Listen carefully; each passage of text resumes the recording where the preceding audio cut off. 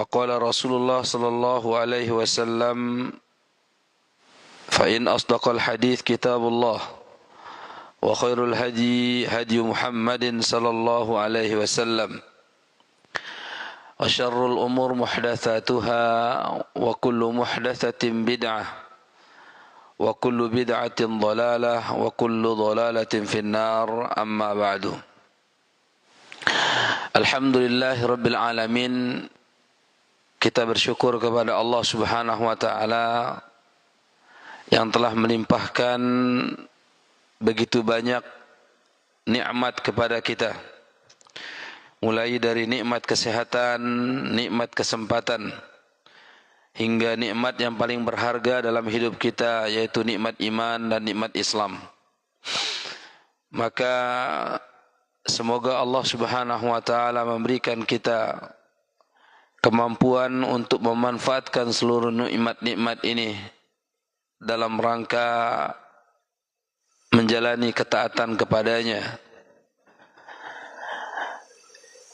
Ikhwanu fiddin yang dirahmati oleh Allah Subhanahu wa Ta'ala, selawat dan salam atas junjungan alam Nabi besar kita Nabi Muhammad sallallahu alaihi wasallam.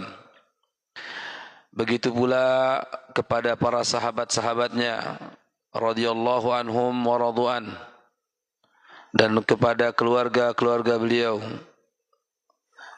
serta umatnya yang senantiasa setia dan istiqamah, yang selalu sabar dalam menjalani sunnah-sunnahnya, yang senantiasa selalu kuat dalam menjalani segala perintah-perintah Allah Subhanahu wa Ta'ala, dan berusaha untuk menjalani segala bentuk larangan-larangan Allah Subhanahu wa Ta'ala. Semoga kita termasuk hamba-hamba Allah yang di hari akhirat kelak akan diberikan pertolongan, akan diberikan syafaat uzmanya Rasulullah sallallahu alaihi wasallam untuk dimasukkan di dalam syurga firdausnya bighairi hisab. Ikhwan yang dirahmati oleh Allah Subhanahu wa Ta'ala, alhamdulillah di pekan yang lalu atau di bulan yang lalu kita telah menjelaskan berkenaan dengan dakwah Nabi sallallahu alaihi wasallam, yaitu dakwah secara sirriyah yang dilakukan oleh Nabi sallallahu alaihi wasallam setelah Allah turunkan perintah untuk berdakwah di dalam Al-Quran surat Al-Muddathir yang berbunyi, Ya ayyuhal muddathir qum fa'anzir. Wahai orang-orang yang berselimut, maksudnya Nabi sallallahu alaihi wasallam, qum fa'anzir, maka bangunlah untuk memberikan peringatan. Wa rabbaka fakabbir, dan sebutlah nama Tuhanmu yang maha besar. Wa thiyabaka fatahhir, dan gunakanlah pakaian yang suci. War rujza fahjur, dan ayat selanjutnya sampai ayat yang ke-7. Maka inilah ayat yang disebutkan bertanda bahwasanya Nabi sallallahu alaihi wasallam diangkat sebagai rasul dan beliau diperintahkan untuk berdakwah, yaitu menyampaikan kalimat tauhid, mengajak manusia untuk mentauhidkan Allah Subhanahu wa Ta'ala. Dan ini berjalan selama 3 tahun.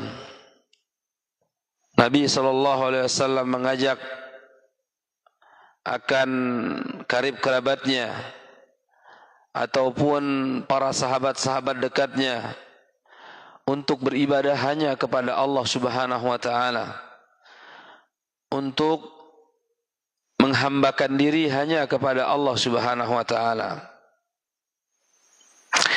Maka ikhwan yang dirahmati oleh Allah Subhanahu wa Ta'ala, masuklah sahabat-sahabat Nabi SAW dalam Islam.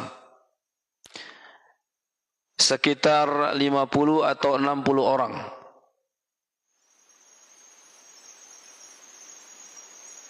Yang disebutkan oleh Allah Subhanahu wa taala di antara mereka adalah dari golongan wanita, yaitu yang pertama adalah Khadijah radhiyallahu anha.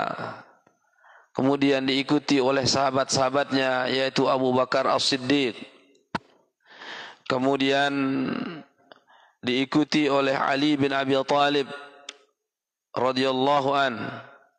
Setelah itu dari kalangan budak, yaitu Zaid bin Harithah.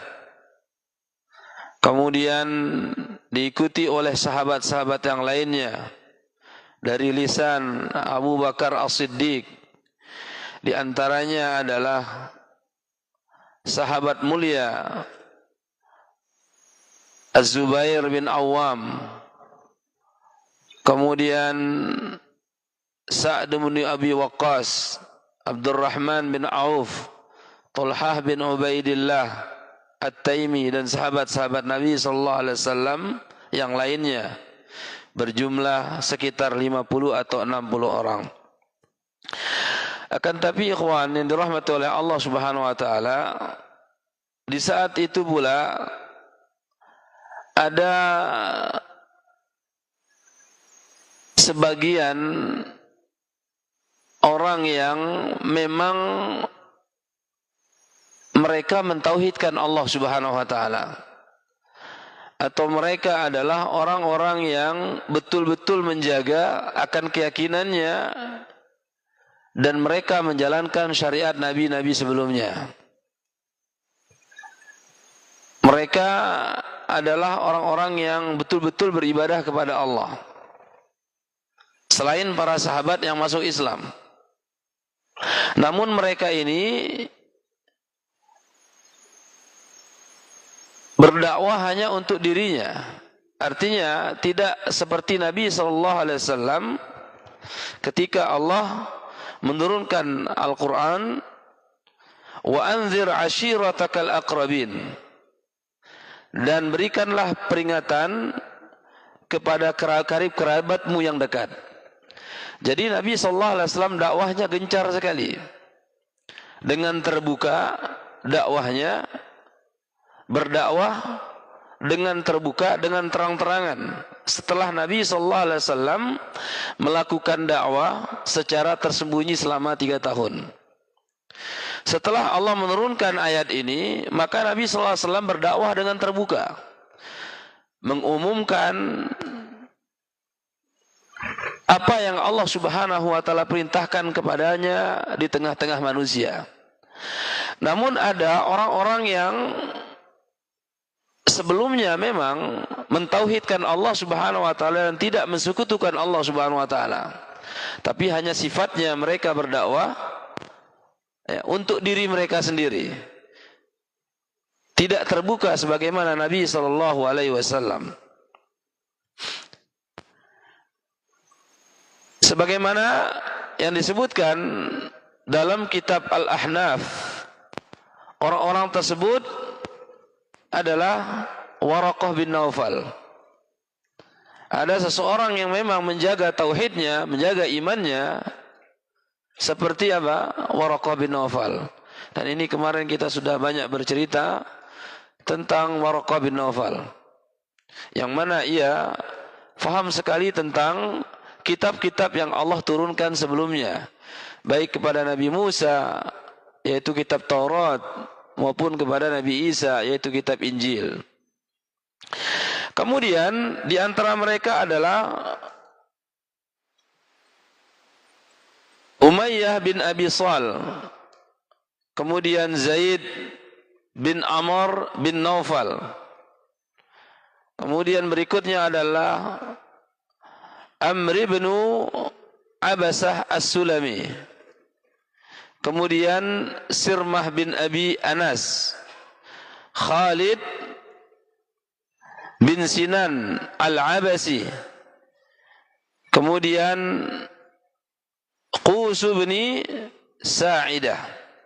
Ini mereka orang-orang yang menjaga tauhidnya luar biasa, tapi mereka tidak dakwahnya sebagaimana Nabi SAW. Maka ikhwan yang dirahmati oleh Allah Subhanahu wa taala, disebutkan contoh salah satu di antara mereka yang mereka masuk Islam. Di antaranya adalah Amr bin Abbas As-Sulami. Ia bercerita bagaimana ia mengenal Nabi SAW, bagaimana ia masuk Islam.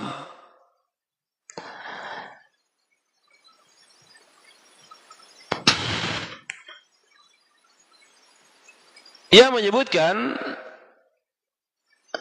kuntu wa ana fil jahiliyah, ketika aku di masa jahiliyah, adhunnun nas ala dhalalati. Amr bin Abbas mengatakan, aku melihat saat itu manusia dalam kesesatan.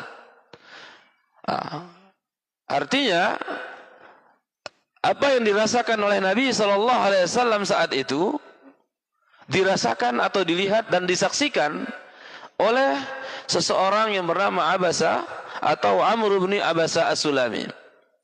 Sebagaimana dulu di Makkah, Nabi SAW melihat kondisi masyarakat Makkah itu luar biasa, dipenuhi dengan dosa dan kemaksiatan. Mereka menyembah berhala, menyembah patung-patung, dan bahkan patung berhalanya tersebut dipajang di sekitar Ka'bah. Kemudian mereka suka sekali terhadap perjudian, mabuk-mabukan, minum khamar, membunuh, berzina, dan lain sebagainya, dan kemaksiatan yang lain. Maka benar yang dikatakan oleh, yang disaksikan pula oleh Amr bin Abbas As-Sulami. Ia mengatakan, dulu di masa jahiliyah aku menyaksikan manusia itu dalam kesesatan semua, dalam kemaksiatan semua. Wa annahum laisu ala syai'. Dulu mereka tujuan hidupnya tidak ada kecuali apa? Hanya dunia saja. Tak ada namanya ibadah, tak ada namanya ketaatan.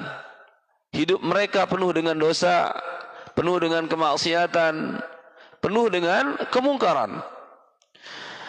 Wahum ya'budunal authan. Mereka menyembah berhala-berhala. Saking banyak berhalanya, tidak kurang dari 360 berhala itu mereka pajang di sekitar Ka'bah. Bahkan berhala-berhala mereka itu sesuai dengan hajat mereka. Jadi macam-macam berhalanya.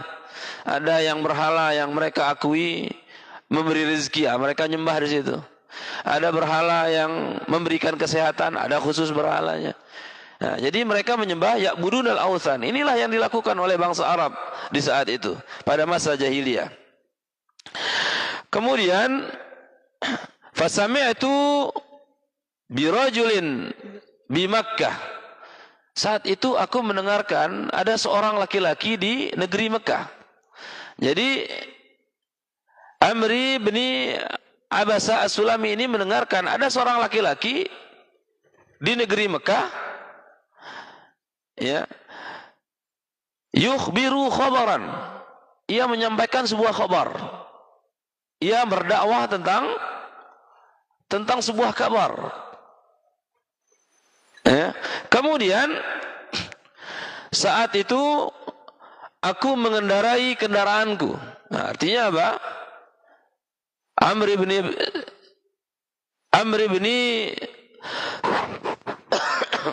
Abbas As-Sulami ini tidak tinggal di Mekah, tapi ia tinggal di luar Mekah.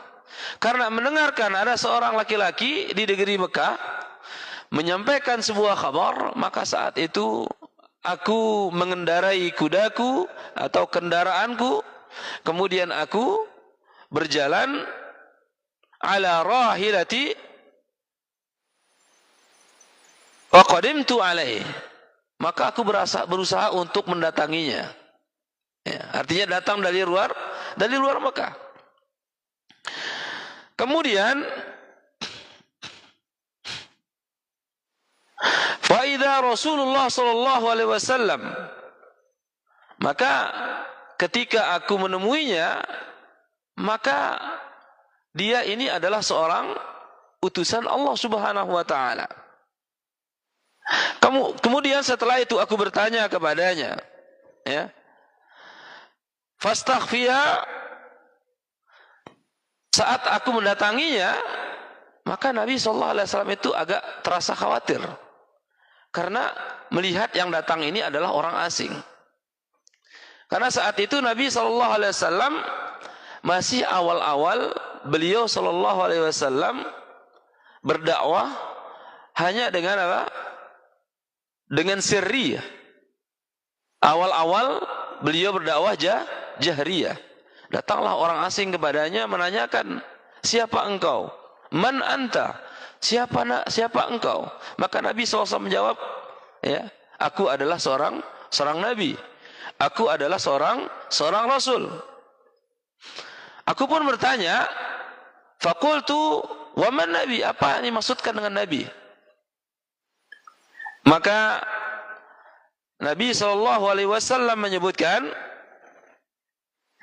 arsalani Allah. Nabi itu adalah, atau aku diutus oleh Allah Subhanahu wa taala. Ini terjadi percakapan di antara Amr bin Abasah As-Sulami dengan Nabi. Kemudian ikhwan yang dirahmati oleh Allah, aku pun berkata, wa bi syai'in, dengan apakah engkau diutus? Maka Rasulullah SAW menyebutkan, qala, Allah Subhanahu wa taala mengutusku dengan membawa, arsalani bisilatil arham. Aku diutus oleh Allah Subhanahu wa taala untuk menjaga yang namanya tali silaturahim. Kemudian aku diutus oleh Allah Subhanahu wa taala likasril authan, untuk menghancurkan, untuk merobohkan segala bentuk berhala-berhala yang dijadikan sesembahan selain Allah Subhanahu wa taala. Kemudian aku diutus oleh Allah ayyuwahidahu, untuk mengesahkan Allah, untuk menyembah Allah Subhanahu wa taala saja. Ini adalah merupakan ajaran yang dibawa oleh Nabi sallallahu alaihi wasallam. Kemudian ikhwan yang dirahmati oleh Allah Subhanahu wa taala, wa ayyuwahidallah wa la yusyriku bihi syai'a. Aku diutus oleh Allah untuk mentauhidkannya dan tidak boleh beribadah kepada selainnya, tidak boleh menyembah makhluk kecuali hanya kepada Allah Subhanahu wa taala. Kemudian aku bertanya, sahabat yang datang ini pun bertanya, faqultu lahu wa man ma'aka arsalaka. Siapa bersamamu? Siapakah orang-orang yang membersamaimu? Maka Rasul menyebutkan hurrun wa abdun. Aku diutus oleh Allah Subhanahu wa taala kepada siapa? Orang-orang yang hurrun, orang yang bebas, dan kepada budak. Artinya apa? Rasulullah SAW diutus ke muka bumi ini kepada semua manusia, kepada seluruh makhluk, baik dia itu adalah orang yang terbebas, artinya bukan budak, ataupun kepada budak, seluruh lapisan manusia. Jadi Islam ini diutus oleh Allah Subhanahu wa taala. Allah atau Rasulullah SAW diutus oleh Allah Subhanahu wa taala bukan hanya kepada sebagian lapisan manusia, tapi seluruh manusia, baik ia yang dimaksudkan hurrun wa abdun, orang yang terbebaskan, atau orang sebagai orang budak. Kemudian wa ma'ahu Abu Bakrin wa Bilal. Saat itu Nabi SAW sedang bersama Abu Bakar dan Bilal bin Rabah. Yang mana dalam riwayat Bilal bin Rabah itu adalah seorang budak yang dibebaskan oleh Abu Bakar dari sayyidnya, dari tuannya, yaitu Umayyah bin Khalaf. Kemudian ikhwan yang dirahmati oleh Allah, ya, mimman amana bihi. Dua sahabat mulia ini adalah orang-orang yang pertama kali beriman kepada Rasulullah sallallahu alaihi wasallam. Namun saat itu Nabi sallallahu alaihi wasallam merahasiakan sahabat-sahabatnya yang telah beriman terlebih dahulu. Kenapa dirahasiakan oleh Nabi sallallahu alaihi wasallam? Tidak diceritakan secara terbuka kecuali dua sahabat ini. Kecuali Abu Bakar dan Bilal. Karena saat itu sahabat-sahabat Nabi SAW tidak semua mereka berasal dari kabilah yang kuat.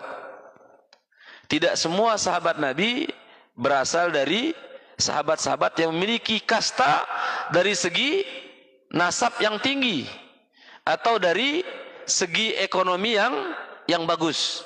Banyak dari sahabat Nabi SAW dari kabilah yang lemah, yang tidak kuat.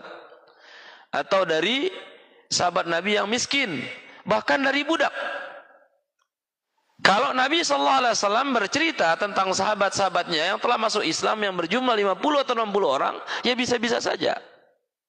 Namun ikhwan yang dirahmati oleh Allah Subhanahu wa taala, Nabi sangat paham tentang waqi', tentang kondisi yang ada yang pasti akan dirasakan oleh para sahabat-sahabatnya. Apabila beliau bercerita dengan terbuka di 3 tahun pertama tentang sahabat-sahabatnya yang masuk Islam. Namun para sahabat ini diakomodir tempat berjumpa khusus, ya, di rumah Arqam bin Abi Arqam, atau kita sebut dengan Darul Arqam. Maka ikhwan yang dirahmati oleh Allah Subhanahu wa taala, faqultu ana, ya, muttabi'ak. Maka sahabat Amr bin Abasah As-Sulami mengatakan, jika demikian wahai Rasulullah, aku akan menjadi pengikutmu. Aku siap menjadi pengikutmu. Ya, aku akan mengikuti syariat yang diturunkan kepadamu. Jadi sahabat mulia ini ingin mengikuti Nabi SAW. Karena apa? Sebelumnya ia pula orang yang mentauhidkan Allah. Orang yang menyembah hanya kepada Allah. Orang yang beribadah hanya kepada Allah. Maka apa yang ia yakini sebelumnya, ini pas sesuai dengan apa yang dibawa oleh Nabi SAW. Sehingga saat itu ia mengikrarkan dirinya untuk mengikuti syariat Nabi SAW.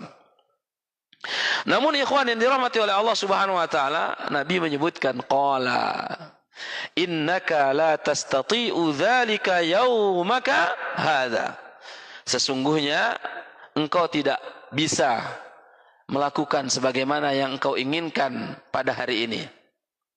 Jadi Nabi sallallahu alaihi wasallam saat itu tidak memberikan sahabat ini atau menyatakan kepada sahabat ini, apalagi dia sebagai pendatang, bukan penduduk asli Mekah, Nabi menyebutkan fa innaka la tastati, ya, bidzalika dzalika yaumika hadza. Sesungguhnya engkau tidak bisa melakukan hal itu pada hari ini. Melihat kondisi saat ini, orang-orang Makkah mereka masih tertutup dengan dakwah Nabi sallallahu alaihi wasallam. Ikhwanu fiddin yang dirahmati oleh Allah Subhanahu wa taala, yang di mana saat itu Nabi sallallahu alaihi wasallam sedang berdakwah tentang mentauhidkan Allah Subhanahu wa taala, dan masyarakat Mekah ketika itu membiarkan Nabi begitu saja. Mereka menganggap dakwahnya Muhammad ini adalah biarkan sajalah. Karena ada orang-orang yang sama seperti mereka yang kita sebutkan tadi, ya, mereka melakukan agama yang sama dan nanti akan hilang begitu saja katanya. Tetapi ternyata beda dakwahnya Nabi SAW. Nabi dengan keberaniannya, Nabi dengan syuja'ahnya mendakwahkan tentang tauhid ini dengan sebenar-benarnya. Karena datang perintah Allah Subhanahu wa taala untuk berdakwah dengan terbuka di depan khalayaknya umum. Ikhwanu fiddin yang dirahmati oleh Allah Subhanahu wa taala. Maka ketika turun wa anzir ashiratakal aqrabin, maka disitulah Nabi sallallahu alaihi wasallam melakukan hal yang sangat besar yang belum pernah orang melakukannya. Nabi sallallahu alaihi wasallam dengan terbuka mendatangi keluarganya, yaitu dari kalangan paman-pamannya, dari saudara-saudara bapak-bapaknya, dari anak atau dari paman-pamannya, dari bibi-bibinya, untuk mendakwakan atau tauhid, datang satu persatu untuk mengingatkannya. Maka di dalam riwayat Aisyah radhiyallahu an, bahkan Nabi sallallahu alaihi wasallam mengumpulkan seluruh kabilah-kabilah dari bangsa Quraisy, dari suku Quraisy yang besar maupun yang kecil. Diriwayatkan dari Aisyah radhiyallahu anha qalat, lamma nazalat qauluhu ta'ala wa anzir ashiratakal aqrabin. Aisyah bercerita, ketika Allah Subhanahu wa taala menurunkan ayat dan berikanlah peringatan kepada kerabat dekatmu. Qama Rasulullah sallallahu alaihi wasallam ala Safa. Saat itu Nabi sallallahu alaihi wasallam berdiri di atas bukit Safa. Bukit yang menjadi syiar Allah, bagian daripada rukun haji atau umrah. Ya, tempat kita melakukan sa'i. Di antara bukit Safa dan Marwah 7 kali kita berlari, dan di bukit Safa ini Nabi sallallahu alaihi wasallam berdiri. Ya. Maka beliau sallallahu alaihi wasallam mengatakan, ya Fatimah binti Muhammad, wahai Fatimah putri Muhammad, ya Safiyah binti Abdul Muttalib, wahai Safiyah putri dari Abdul Muttalib. Atau beliau ini, Safiyah ini adalah tantenya Nabi, bibinya Nabi sallallahu alaihi wasallam, saudara bapaknya.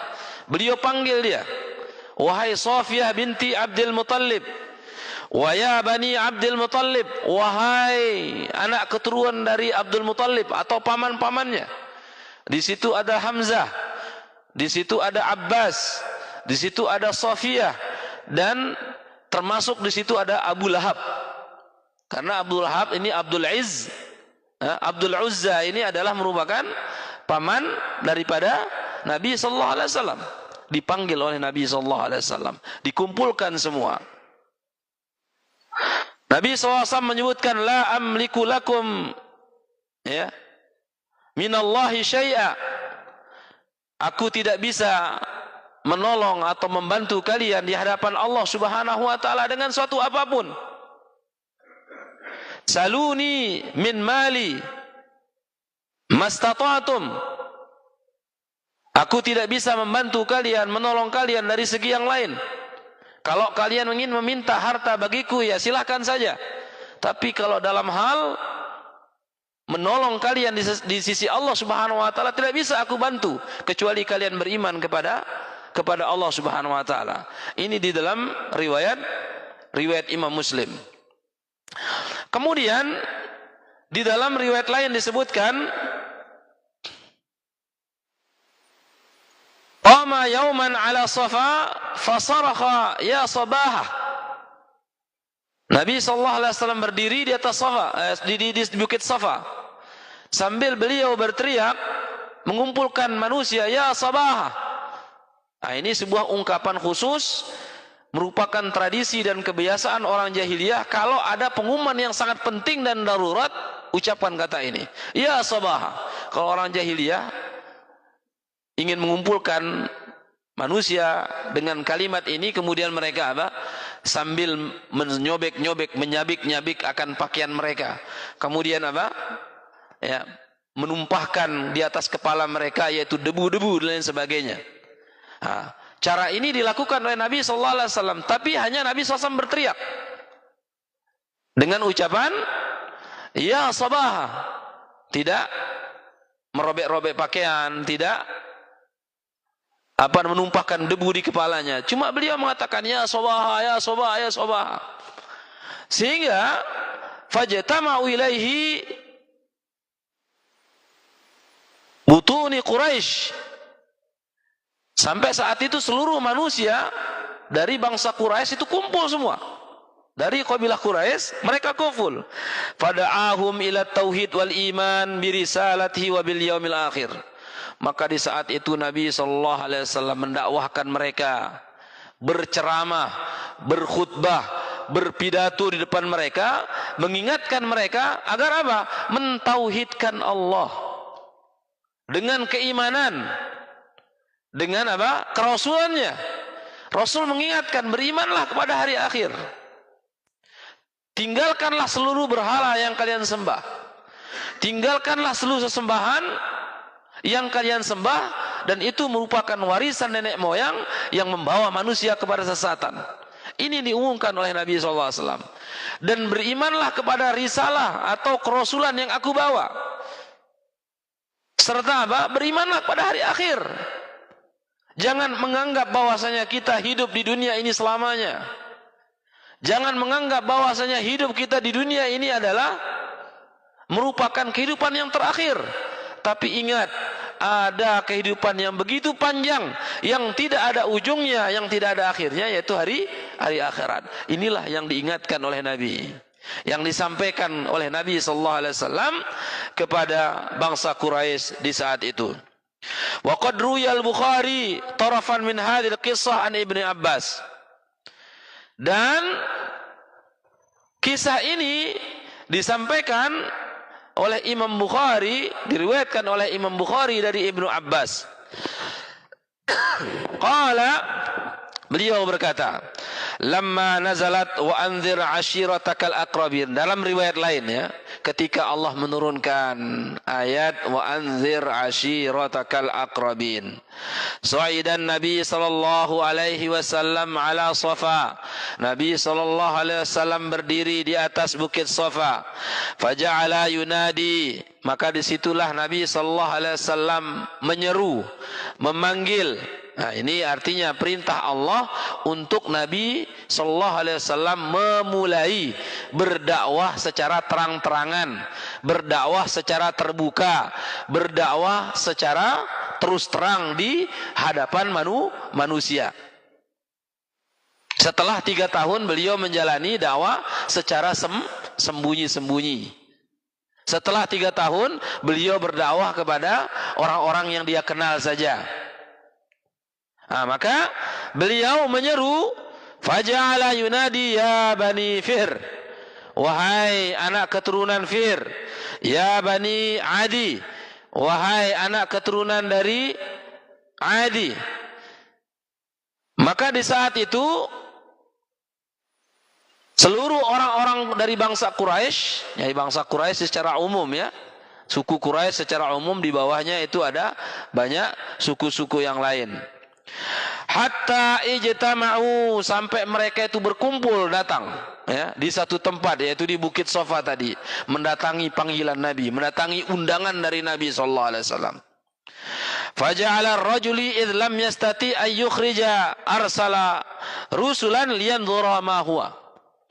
Sampai-sampai disebutkan dalam riwayat Ibnu Abbas, ketika Nabi sallallahu alaihi wasallam menyeru mereka, mengajak mereka untuk berkumpul, jika ada di satu kabilah itu mereka tidak sempat datang, saking antusiasnya mendatangi panggilan Nabi sallallahu alaihi wasallam, ia mengutus utusan. Ya. Mereka mengutus utusan untuk mendengarkan panggilan Muhammad. Karena memang di kota Mekah Nabi Muhammad masyhur sekali sebagai apa? Seorang yang amanah, seorang yang dapat dipercaya, seorang yang jujur, seorang yang baik akhlaknya, agung budi pekertinya. Sehingga apa? Semua orang saat itu mengagung-agungkan yang namanya Muhammad di kota Mekah. Maka ketika Nabi Muhammad SAW mengumumkan atau mengundang mereka, menyeru mereka untuk berkumpul di Bukit Safa, ini luar biasa antusias orang laki-laki dan perempuan mendatangi Nabi SAW. Ya, ada apa nih? Kabar apa yang disampaikan oleh Muhammad? Berita apa yang akan disampaikan oleh Muhammad? mereka berkumpul. Sampai-sampai disebutkan jika ada satu kabilah yang mereka belum sempat datang, maka ia utus ya, orang untuk ya, menghadiri akan panggilan atau seruan Nabi Muhammad SAW tersebut. Faja'a Abu Lahabin wa Quraisy. Saat itu sampai Abu Lahab saja itu datang, dan seluruh kabilah-kabilah atau bangsa Quraisy saat itu mereka juga ikut datang, hadir. Faqala ara'aitakum law akhbartukum anna khailan bil wadi turidu an taghayyara alaikum akuntum musaddiqin. Nabi SAW menyebutkan, wahai bangsa Quraisy, bagaimana sekiranya jikalau aku mengabarkan kepada kalian bahwasanya di belakang bukit ini ada pasukan yang akan memerangi, yang akan membinasakan kalian, yang akan menyerang kalian, apakah kalian percaya dengan apa yang aku sampaikan? Ini ucapan Nabi Muhammad SAW. Akuntum musaddiqi, apakah kalian mempercayai apa yang aku sampaikan?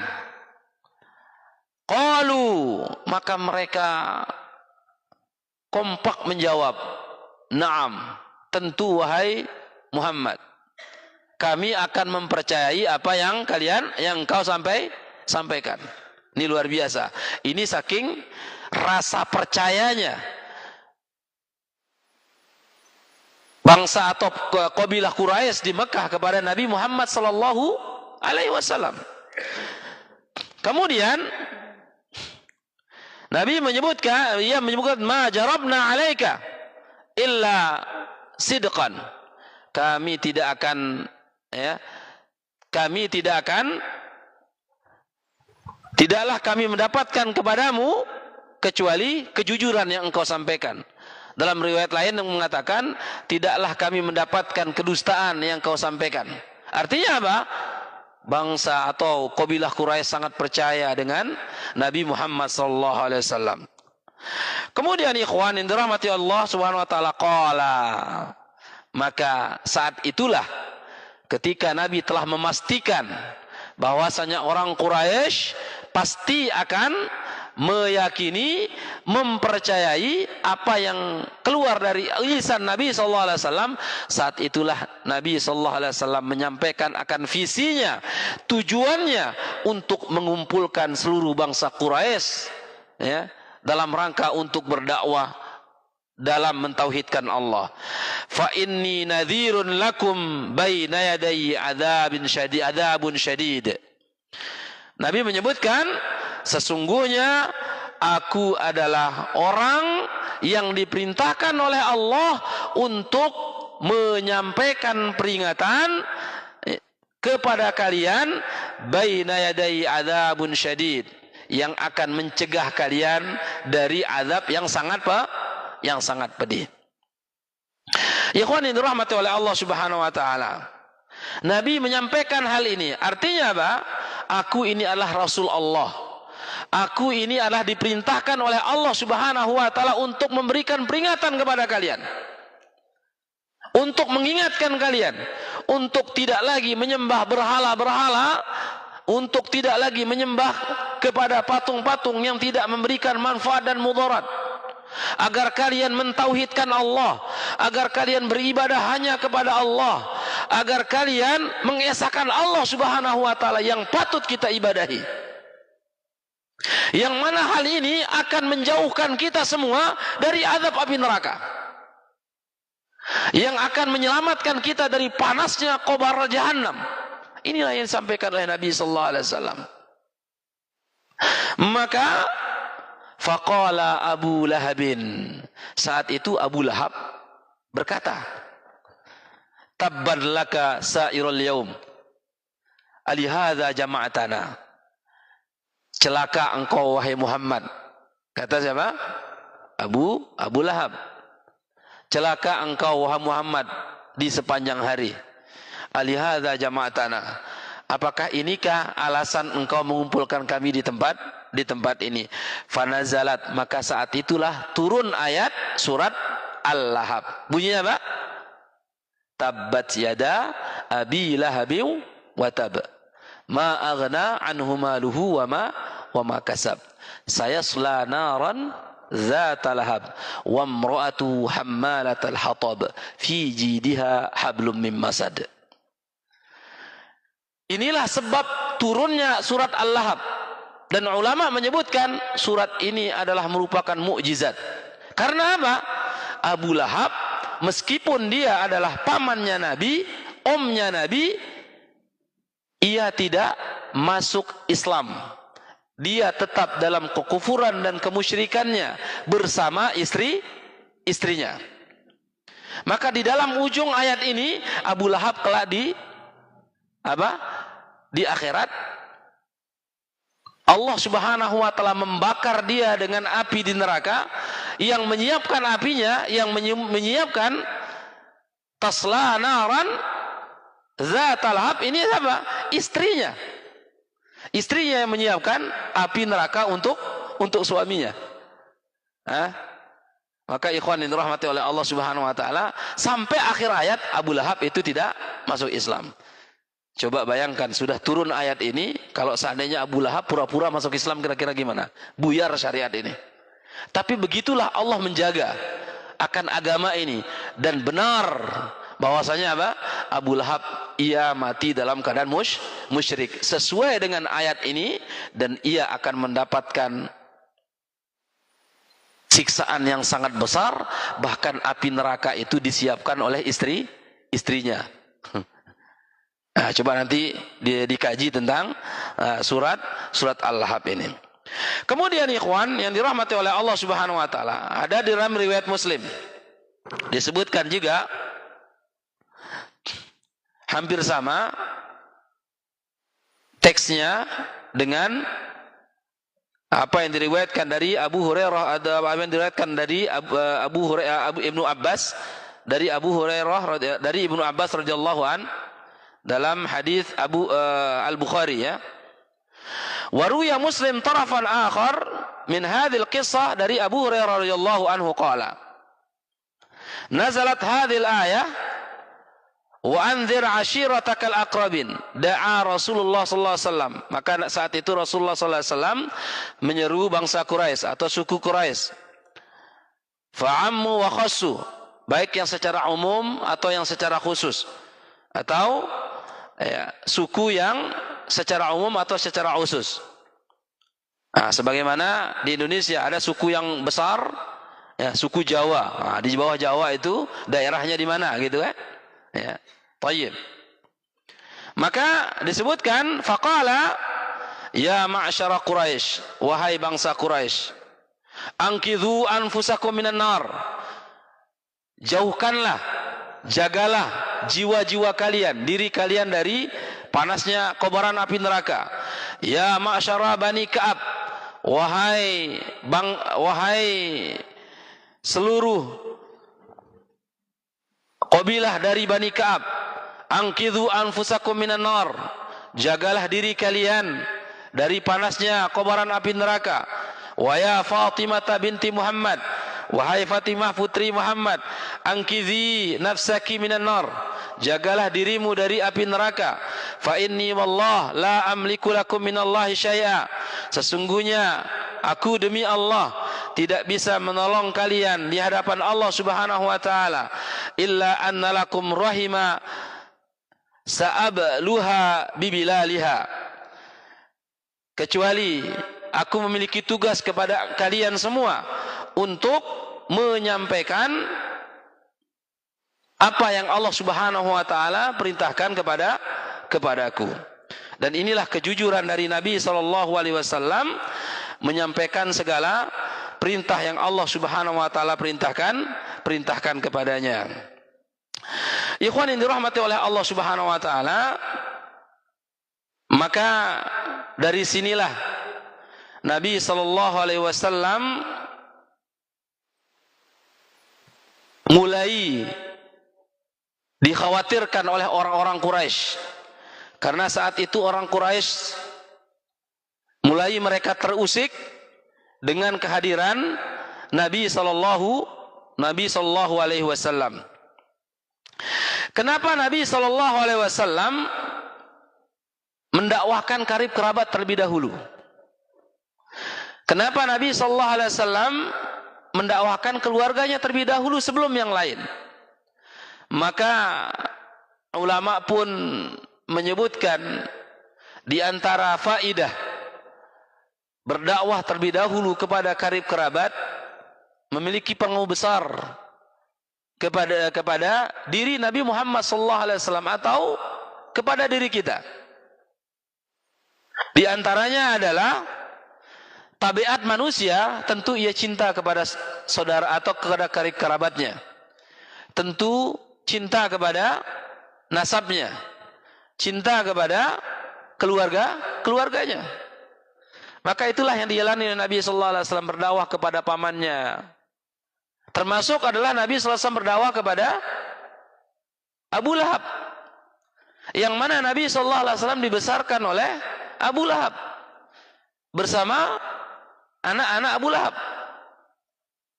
Namun ikhwan yang dirahmati oleh Allah, Abu Lahab ini meskipun dia adalah orang yang membesarkan Nabi Muhammad, cintanya kepada Nabi Muhammad sallallahu alaihi wasallam melebihi cinta dia kepada anak-anaknya. Namun Abu Lahab ini mati dalam keadaan musyrik. Bahkan disebutkan dalam riwayat, siapapun yang ingin mengganggu Nabi Muhammad sallallahu alaihi wasallam, maka Abu Lahab adalah menjadi tameng yang pertama. Namun di akhir ayat, Abu Lahab itu tidak beriman kepada Nabi Muhammad sallallahu alaihi wasallam. Maka diriwayatkan dalam hadis Sa'id bin Musayyib, ketika Abu Lahab di akhir hayatnya, atau kita sebut sakaratul maut, di ujung-ujung hidupnya, datanglah Nabi Muhammad sallallahu alaihi wasallam mengatakan, "Ya ammi, wahai pamanku, kul la ilaha illallah, katakanlah kalimat la ilaha illallah, kalimatun uhajju laka biha indallah, dengan kalimat ini aku bisa menyelamatkan engkau di hadapan Allah." Nabi menawarkan kalimat tauhid kepadanya. Akan tetapi di samping Abu Lahab saat itu ada sahabat-sahabatnya. Mereka mengatakan, "Atarghabu millati abina." Wahai Abu Thalib, apakah engkau akan meninggalkan agama yang diwariskan oleh moyang kita? Maka saat itulah Abu Thalib tidak mengucapkan kalimat la ilaha illallah dari lisannya, dan ia mati dalam keadaan tidak mentauhidkan Allah atau dalam keadaan musyrik. Begitu pula Nabi Muhammad SAW berdakwah kepada paman-pamannya. Di antaranya Hamzah beriman kepada Nabi Muhammad SAW. Kemudian Safiyah, bibi dari Nabi SAW, juga beriman. Kemudian setelah itu Al-Abbas juga beriman kepada Nabi Muhammad SAW. Yang tidak beriman adalah di antaranya Abu Lahab dan Abu Thalib. Ya. Ikhwan yang dirahmati oleh Allah Subhanahu wa taala. Maka tabiat manusia yang pertama ingin diajak adalah keluarganya.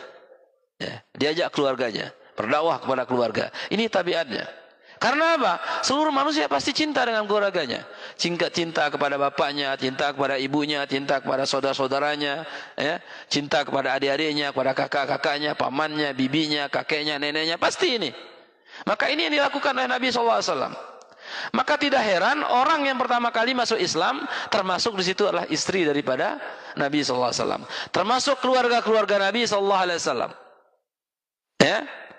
Kemudian yang kedua adalah tentunya keluarga adalah orang yang pertama kali mendengarkan keluh kesah. Ya. Jadi kepada siapa lagi kita mengadu? Kepada siapa lagi kita berkeluh kesah? Ya. Menumpahkan apa yang kita rasakan, apa yang kita alami, kecuali keluarga yang pertama, ya, pasti mereka yang pertama mendengarkan, dan itu dilakukan oleh Nabi SAW atas perintah Allah, ya, atas perintah Allah. Namun ikhwan yang dirahmati Allah, proses perjalanan dakwah Nabi ada di antara keluarganya menerima dakwahnya, ada juga di antara keluarganya yang memusuhinya. Sama juga kita. Kalau kita berdakwah tentang tauhid, tentang iman, tentang Islam, tentang sunnah Nabi SAW, ada juga di antara kita yang mau mengikuti dakwah ini. Ada juga di antara keluarga kita menolak, bahkan memerangi. Ya, namun semua ini harus kita jalani. Karena apa? Petunjuk ada di genggaman Allah Subhanahu wa taala. Maka Allah mengingatkan, "Qu anfusakum wa ahlikum nara." Ya, jagalah diri kalian, jagalah keluarga kalian dari panasnya kobaran api neraka. Kemudian ikhwan yang dirahmati oleh Allah Subhanahu wa taala. Ya, yang ketiga, hikmah, faidah kita berdakwah, ya, terlebih dahulu kepada keluarga. Tentu orang yang akan membela kita, orang yang akan menolong kita, yang akan melindungi kita itu adalah keluarga. Ya. Sebagaimana yang dilakukan oleh Nabi sallallahu alaihi wasallam. Pamannya tidak beriman. Abu Thalib tidak beriman. Tapi apa yang terjadi, ikhwan yang dirahmati oleh Allah? Abu Thalib adalah orang yang pertama kali yang menjadi apa? Tameng bagi Nabi sallallahu alaihi wasallam.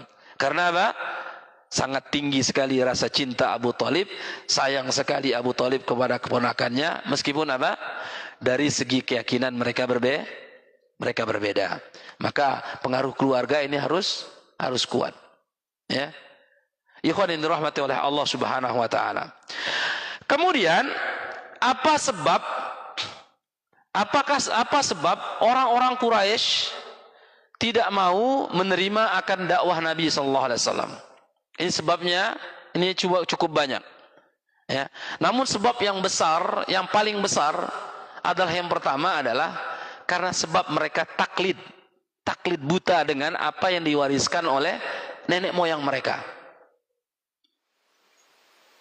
Karena bangsa Quraisy saat itu sangat teguh sekali, sangat kuat sekali memegang budaya, tradisi yang diwariskan oleh nenek moyang mereka. Sehingga apa?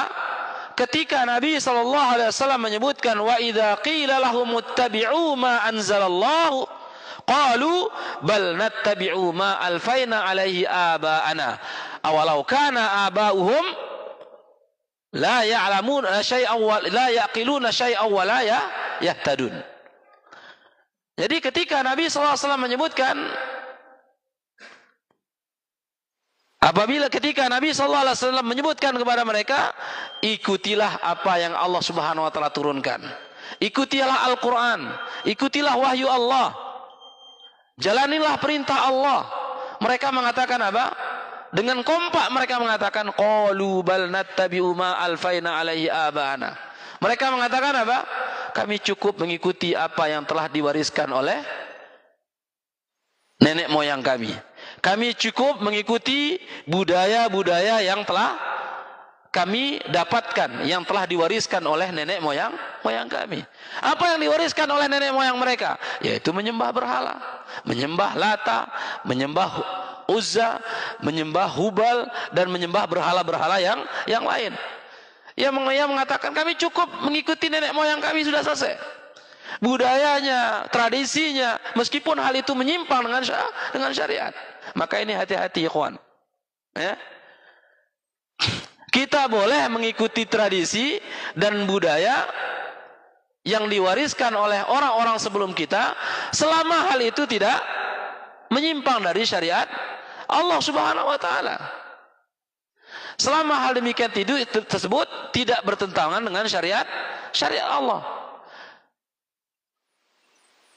Akan tetapi kalau hal ini menyimpang,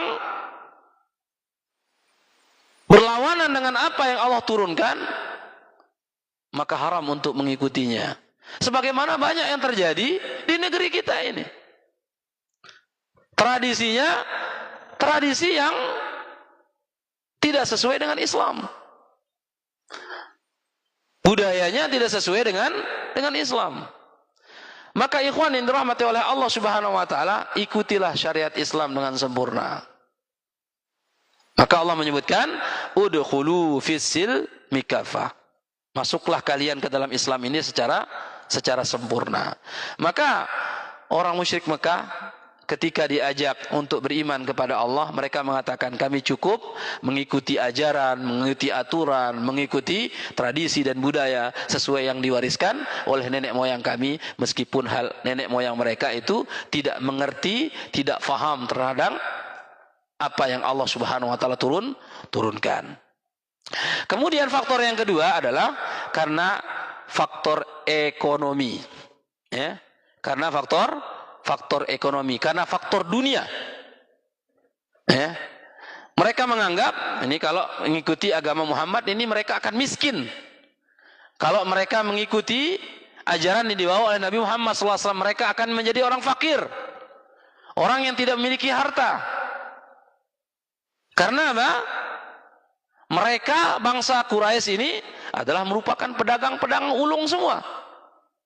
Nah, nanti kalau mereka tidak berdagang, kalau mereka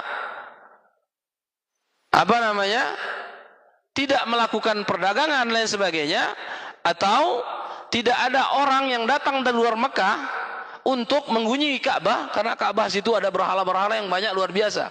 Jadi orang-orang pada datang semua ya ke daerah Mekah, dan berhala yang bermacam-macam ini sesuai dengan hajat mereka. Ya, sehingga mereka ini adalah pembuat patung, termasuk mereka jual patungnya, berhala lain sebagainya. Nah, ini kalau barang dagangannya tidak laku nanti miskin mereka. Ya. Nah, ini salah satu sebabnya mereka tidak mau beriman. Kemudian yang ketiga, kalau mereka beriman kepada Muhammad, gengsi, ya, kehormatan mereka hilang. Kehormatan mereka hilang. Karena apa? Mereka menganggap Nabi Muhammad SAW ini adalah bocah kemarin sore, ya, anak kecil kemarin sore. Sementara mereka adalah para kibar Quraisy, pembesar Quraisy, orang yang disegani, orang yang dihormati, orang yang memiliki kekuasaan. Lah kalau mereka beriman, ya, maka kehormatan mereka merasa akan hilang menurut mereka. Kekuasaan mereka pun akan direnggut oleh Muhammad. Mereka tidak memiliki wibawa, sehingga apa? Gengsi dengan apa yang diajak oleh Nabi Muhammad SAW. Selanjutnya adalah karena mereka iri kepada Nabi Muhammad SAW. Mereka memiliki sifat hasad, ya, kepada Nabi Muhammad SAW, serta mereka memiliki apa? Sifat yang namanya ta'assub yang sangat tinggi. Ya. Tayyib, sebagaimana disebutkan terakhir, ya. Sebagaimana disebutkan, ya, Muawiyah, atau disebutkan sini adalah Abu Jahal. Ya, Abu Jahal, ia dari Bani Makhzum. Kemudian Nabi Muhammad SAW dari Bani Hashim. Keduanya kabilah ini dari bangsa Quraisy. Disebutkan tanaza'na nahnu wa banu Abdi Manaf. Kami, jadi Bani Makhzum, kemudian Bani Hashim atau Bani Manaf, mereka itu berlomba-lomba untuk melakukan kebaikan. Luar biasa, ya. Mereka berlomba-lomba, berbondong-bondong untuk melakukan kebaikan. Ya. Tanaza'na nahnu wa banu Abdi Manaf fasyarafin wa ta'ama fayu'timuna atau at'imu, ya. Mereka memberikan makan, kami juga ikut memberikan makan. Mereka memberikan minum, kami juga memberikan minum. Mereka melakukan kebaikan, kami juga ikut melakukan kebaikan. Wa ta'u, mereka memberikan sesuatu kepada orang lain, membantu orang lain, kami juga membantu. Ini berlomba mereka, ya. Kemudian sampai kami saat itu setaralah dalam melakukan kebaikan, katanya, ya. Mereka berlomba-lomba. Akan tetapi qalu, ada dari Bani Hashim mengatakan, kami memiliki nabi yang Allah Subhanahu wa taala turunkan wahyu kepadanya dari langit. Ya, jadi Bani Hashim mengatakan, atau Abdi Manaf mengatakan, kami mempunyai keturunan yaitu seorang nabi, yaitu Nabi Muhammad SAW. Ia diturunkan wahyu oleh Allah Subhanahu wa taala dari langit. Nah, maka saat itu Abu Jahal kebingungan. Allah, kalau gini nih kalah kita ini. Ya, karena apa? Dari, ya, Bani Makhzum tidak ada nabi. Tidak ada seorang nabi yang diutus oleh Allah Subhanahu wa taala. Kalau dari segi lain mereka bisa berlomba-lomba, tapi dari segi apa? diutusnya Nabi, mereka tidak memiliki Nabi. Mereka tidak bisa memaksakan diri, oh kami punya Nabi sendiri, yaitu Abu Jahal. Enggak mungkin, ya kan? Maka ikhwan yang dirahmati oleh Allah, karena sifat hasad mereka, karena sifat hikdun mereka, karena sifat iri mereka, dan ta'assub terhadap golongan mereka, inilah yang menjadikan apa? Mereka ini adalah enggan untuk beriman kepada Nabi. Kalau mereka beriman kepada Nabi, berarti apa? Kabilah mereka itu kalah, atau suku mereka itu kalah dengan suku Nabi Muhammad SAW. Sehingga apa? Karena kekerasan hatinya, rasa enggannya, rasa irinya, membuat apa? Mereka tidak beriman kepada Nabi Muhammad SAW. Inilah beberapa sebab yang mengakibatkan, atau berapa sebab yang menjadikan setidaknya musyrik Quraisy tidak mau beriman kepada Nabi Muhammad sallallahu alaihi wasallam. Ikhwan yang dirahmati oleh Allah Subhanahu wa taala, karena waktu isyraq sudah tiba, ya kita cukupkan sampai di sini. Insyaallah kita akan lanjutkan pada pertemuan berikutnya, yaitu berkenaan tentang beberapa cara atau metode bangsa Quraisy itu melakukan makar-makarnya agar manusia tidak mau mengikuti Nabi sallallahu alaihi wasallam. Hadanallahu yakum ajma'in, subhanaka Allahumma bihamdika asyhadu an la ilaha illa anta astaghfiruka wa atubu ilaik. Wa akhiru da'wana alhamdulillah wabillahi taufiq wal hidayah. Wassalamualaikum warahmatullahi wabarakatuh.